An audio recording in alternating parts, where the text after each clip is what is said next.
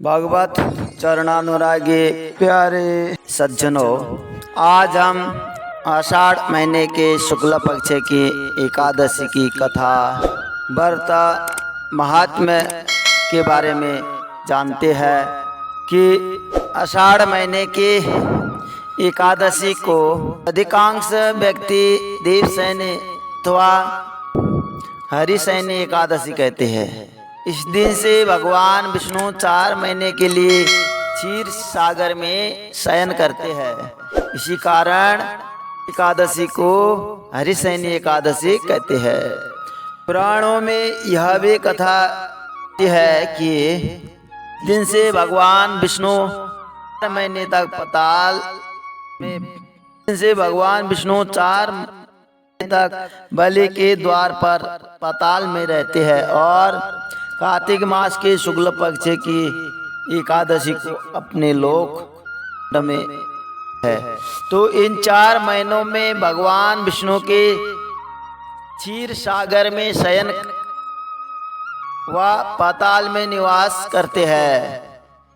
इसी कारण ये 4 महीनों में विवाह व्रत इत्यादि कार्य शुभ नहीं होते हैं, नहीं करते हैं। इस 4 महीनों में यह शुभ कार्य कम करते हैं।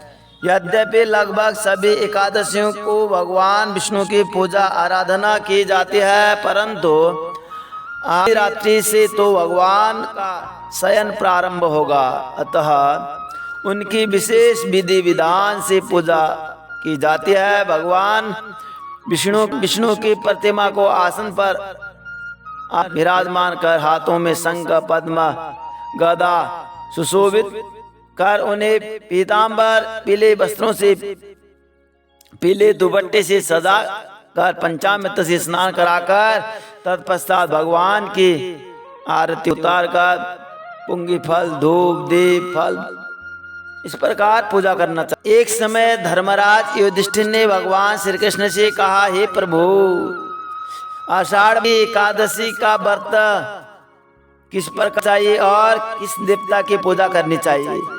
श्री कृष्ण भगवान ने लगे, हे पथिक, नारद जी ने ब्रह्मा जी से भी यही प्रश्न किया था।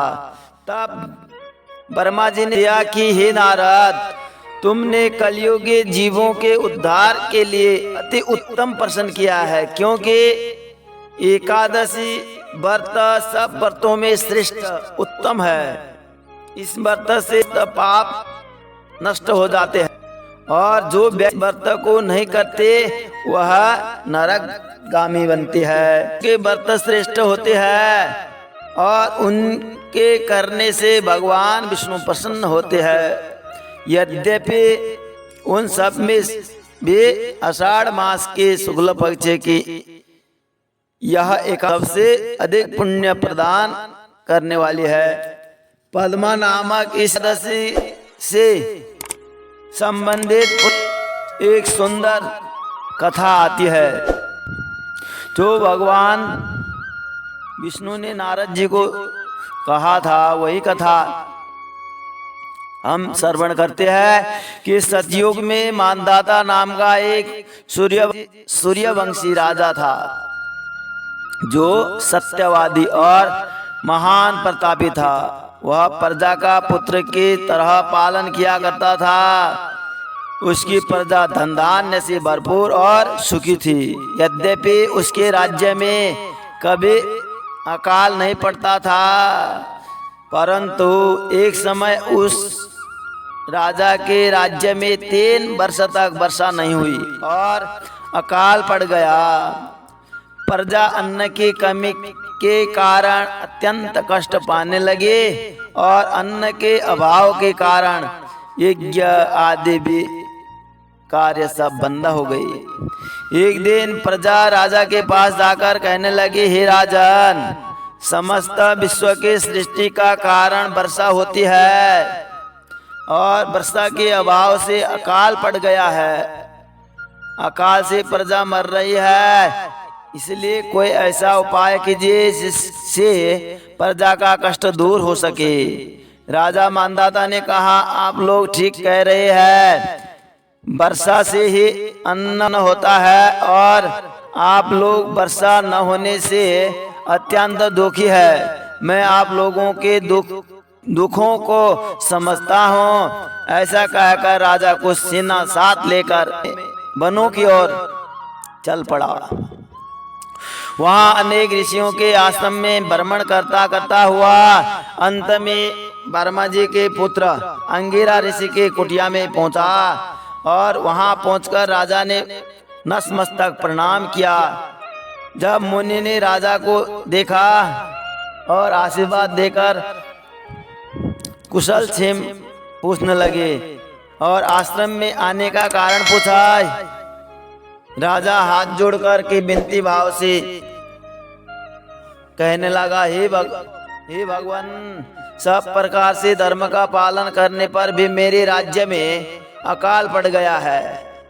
इससे प्रजा अत्यंत दुखी है। राजा के पापों से ही प्रजा को कष्ट मिलता है। ऐसा शास्त्र में लिखा है। जब मैं धर्मानुसार राज्य करता हूँ तो मेरे राज्य में अकाल कैसे पड़ गया? मैं आपसे इस संदेह का निवारण करने के लिए आया हूँ। कृपा करके मेरे यह संदेह का निवारण कीजिए और साथ ही प्रजा के कष्ट को दूर करने का कोई उपाय भी बतलाइए। राजा की ये बात सुनकर महर्षि अंगिरा ने कहा, हे राजन, यह सतयुग है, सब योगों में उत्तम है, श्रेष्ठ है। इसमें धर्म के 4 चरण है, सत्य, दया, दान और तप। अर्थात इस युग में धर्म की सबसे अधिक उन्नति भी है। लोग ब्रह्मा की उपासना करते हैं और ब्राह्मणों को ही केवल वेद पढ़ने तथा करने का अधिकार है, परंतु आपके राज्य में एक शूद्र तपस्या कर रहा है। इसी दोष के कारण आपके राज्य में वर्षा नहीं हो रही है। इसलिए यदि आप प्रजा का भला चाहते हो तो उस शूद्र का वध करो, उस शूद्र को मार दो। पहले के साधु महापुरुष बड़े ज्ञान भक्ति के कारण ही वह सारा तीनों लोगों के बारे में जानते थे। तो अब राजा कहने लगा, हे महाराज, मैं उस निरपराध तपस्या करने वाले शूद्र को किस तरह मार सकता हूँ? आप इस दोष से छूटने को कोई अन्य उपाय बतलाइए। तब ऋषि कहने लगे, हे राजन, यदि तुम अन्य उपाय जानना चाहते हैं तो सुनो। आषाढ़ मास के शुक्ल पक्ष की पद्मा नाम की एकादशी का विधि पूर्वक व्रत करो। इस व्रत के प्रभाव से तुम्हारे राज्य में वर्षा होगी और प्रजा सुख पाएगी। इस एकादशी का व्रत सिद्धियों को देने वाला तथा उपद्रवों को शांत करने वाला है। अतएव प्रजा सेवकों तथा मंत्रियों सहित तुम इस व्रत को करो। मुनि के वचन सुनकर राजा अपने नगर को वापस गया और विधि पूर्वक पद्मा एकादशी का व्रत किया। उस व्रत के प्रभाव से वर्षा हुई और प्रजा को सुख पहुंचाया, सुख मिला।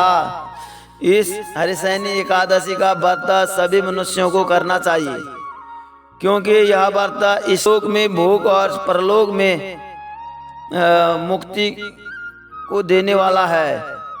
इसकी कथा पढ़ने व सुनने मात्र से मनुष्य के समस्त पाप नष्ट हो जाते हैं। शास्त्र में कहा है, अश्वमेध सहस्राणि वाजपेय शतानि च एकादशीं कथा श्रुत्वा श्रोता फल वाग्भवेत्। जो बड़े बड़े यज्ञ अनुष्ठान, वाजपेय यज्ञ, अश्वमेध यज्ञ करने से जो पुण्य प्राप्त होता है, वही पुण्य प्राप्त एकादशी की कथा श्रवण व्रत रखने से प्राप्त होता है।